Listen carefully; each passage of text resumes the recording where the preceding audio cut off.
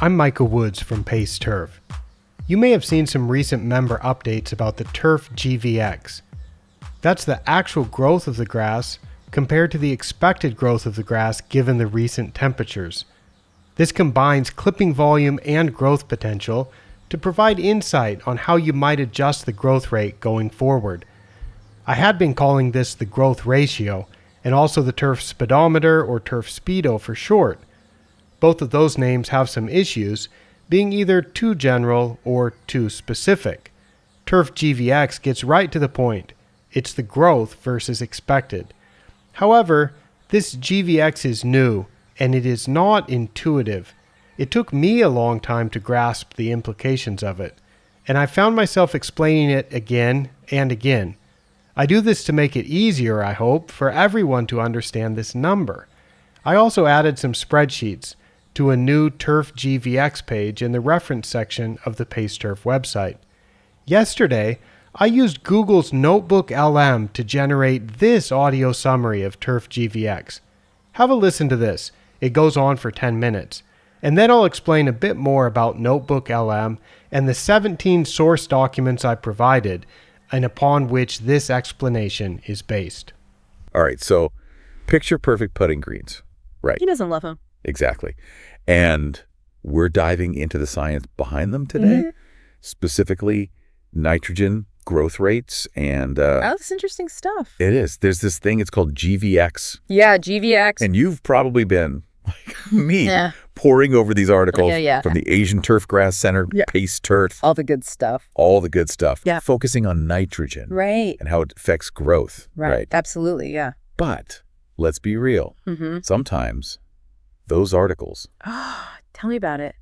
They can be a bit like textbooks. Yeah, dense. Dense. Yeah. So we're here to break it all down. Absolutely. And uncover those aha moments. The insights, right. Yes. That'll take your turf game to the next level. Exactly. Yeah. Exactly. And one of the things that honestly kind of surprised me reading through some of this was that there's often more to nitrogen than meets the eye. Right. For sure. It's not just about, how much you apply. Right. It's about understanding how much the grass is actually using. Exactly. It's about aligning it with its growth potential. And speaking of which, one of the things that really jumped out at me was this story about, I think he was a golf course superintendent. Right. And he found himself kind of surprised by how amazing his turf looked. All right. And get this, he was using what he considered a far too small amount of nitrogen. Oh, really?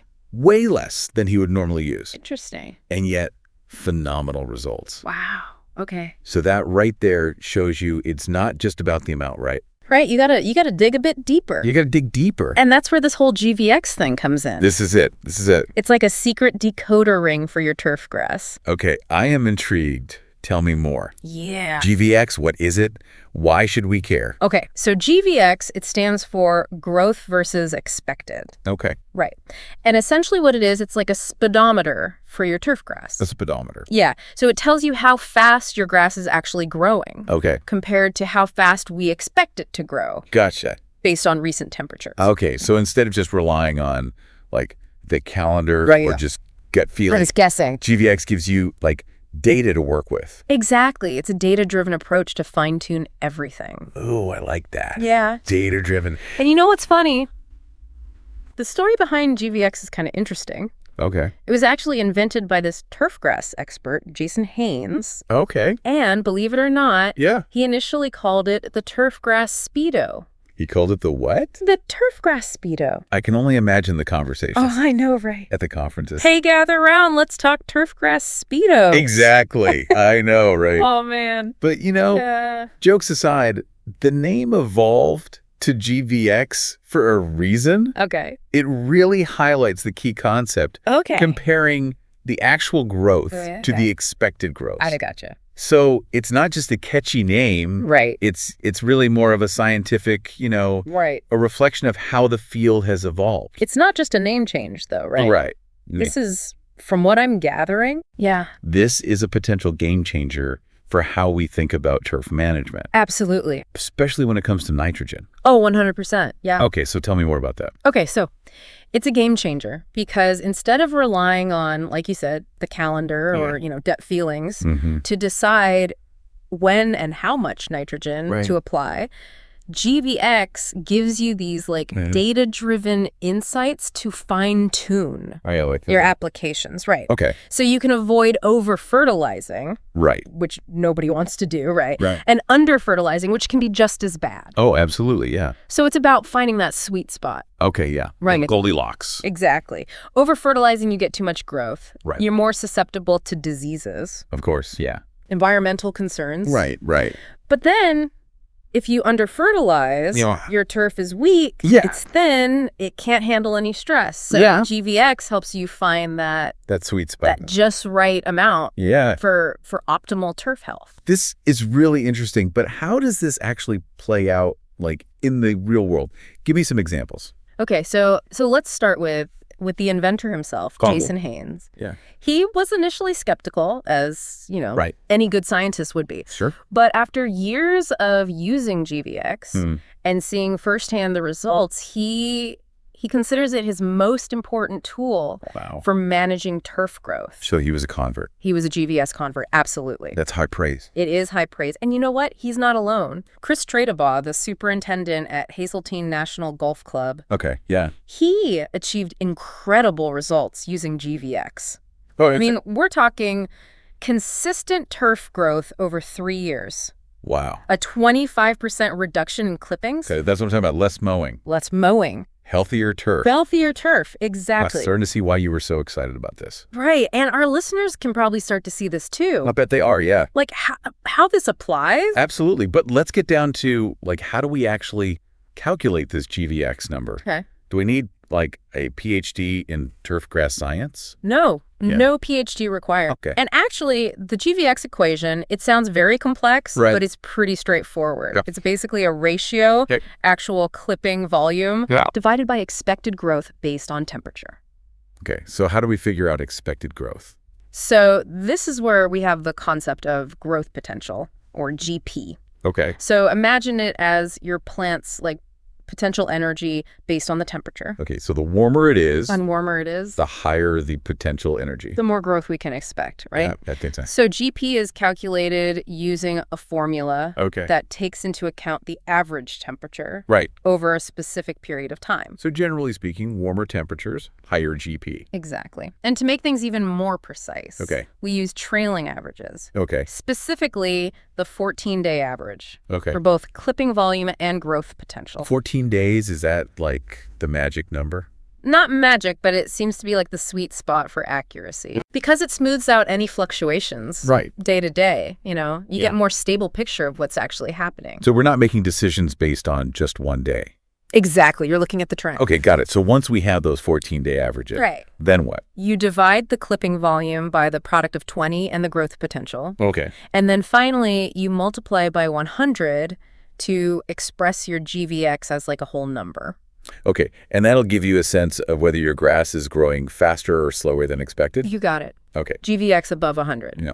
Your grass is growing faster than expected. Below 100, slower growth. Okay. And now, remember that superintendent we talked about? Yes. Using less nitrogen with amazing results. Exactly. This is where it gets really interesting. Okay. All right. I'm hooked. Tell me more. So this superintendent, less nitrogen, amazing results. Right. So what's fascinating is GvX actually revealed that the grass was growing at a rate that was like closer to optimal. Oh, wow. Even with the reduced nitrogen. Okay. He was fine-tuning, basically, based on what the GvX was telling him. Oh. Instead of like, just kind of going with the traditional like... Right.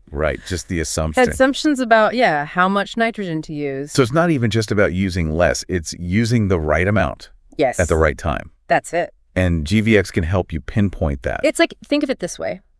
You wouldn't just like fill up your car's gas tank and never check the gauge again. True. That's a good point. Right. Yeah. You keep an eye on it. You fill it up when you need to based on, how much you're driving. Right. How much you're using. GvX is like the fuel gauge for your turf grass.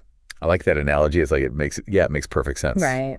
Okay. But GvX, as cool as it is. Right. I'm guessing it's not the only thing you need to think about, right? No, you're absolutely right. It's not a magic bullet. Right. It helps us manage nitrogen more effectively. Right. But you got to think about other factors. Like what?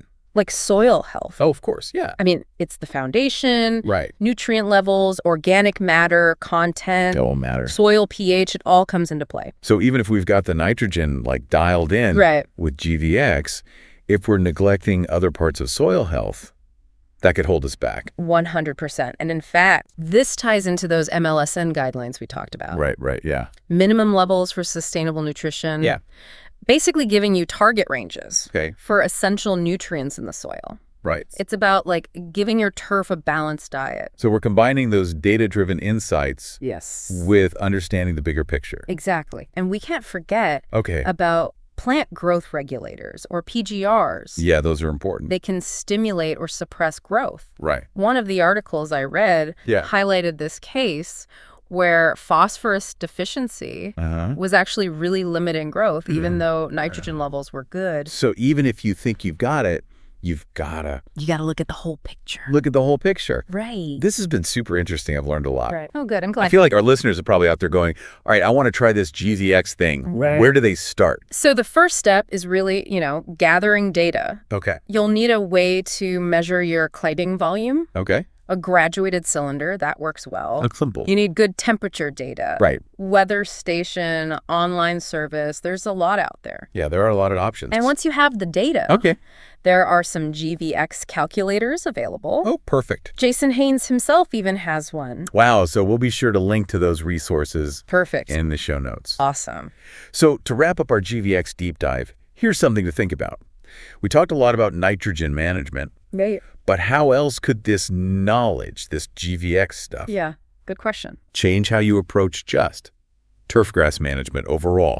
Irrigation, mowing height. Oh, absolutely. Maybe even your choice of turfgrass species. It's all connected. That's what I love about it. It's exciting. It is. There's so much potential out there. There is. For those willing to kind of dig in and explore. I agree. So thank you for joining us on this deep dive. My pleasure. Into the world of GVX. Anytime. Until next time, happy turfing. Happy turfing. That was a pretty good summary, wasn't it? NotebookLM is a Google product, described by Google as this. NotebookLM gives you a personalized AI collaborator that helps you do your best thinking. After uploading your documents, NotebookLM becomes an instant expert in those sources, so you can read, take notes, and collaborate with it to refine and organize your ideas. So, it's a tool that can work with information that you have provided. Google describes the sources that you provide as this. When you upload a new source to NotebookLM, the app instantly creates a source overview that summarizes the document and offers key topics and questions to ask. Think of it as a research assistant that helps you better understand the source material. 2 weeks ago, audio summaries were added to NotebookLM, and that's what I've played for you and you've listened to about TurfGvX. The announcement about audio summaries reads like this. Today, we're introducing Audio Overview, a new way to turn your documents into engaging audio discussions. With one click, 2 AI hosts start up a lively deep dive discussion based on your sources. They summarize your material, make connections between topics, and banter back and forth. You can even download the conversation and take it on the go. I thought it would be interesting to hear what NotebookLM could put together, so I provided 17 sources about TurfGvX. 3 of those were blog posts from Jason Haynes from his Fusariummy website. 7 of the sources were posts about the TurfGvX from Pace Turf, and 7 of the sources were posts with the TurfGvX tag on the ATC website. In the video description, I will put links to all 17 of those so you can check them out if you like. The audio summary is another way to hear about the TurfGvX, certainly with more banter than you typically hear in a Pace Turf member update or reference. I hope hearing about this in a few different ways can help clarify your understanding of the topic.